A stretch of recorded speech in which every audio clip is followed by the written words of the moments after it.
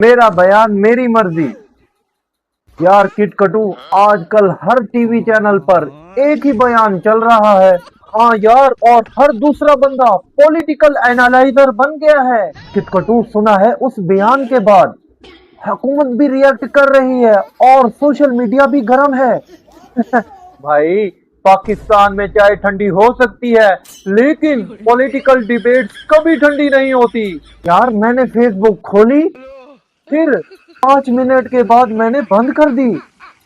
यार, हर पोस्ट उसी टॉपिक पर थी। हाँ यार, और कमेंट्स में तो हर बंदा सुप्रीम जज बना बैठा हुआ था। ध्यान देने से पहले एक बार रिहर्सल कर लिया करो। मैंने कहा पहले रिहर्सल नहीं, पहले व्हाट्सएप फैमिली ग्रुप में भेज दो। अगर वहां से बच गए तो फिर मीडिया में बोलना। हाँ, सही कह रहा है। पाकिस्तान में सबसे तेज दो चीजें चलती हैं। क्या? एक मेम और दूसरे लोगों के रिएक्शन। मतलब एक बयान और अगले 7 दिन तक टीवी शो वालों का कॉन्टेक्ट रेडी।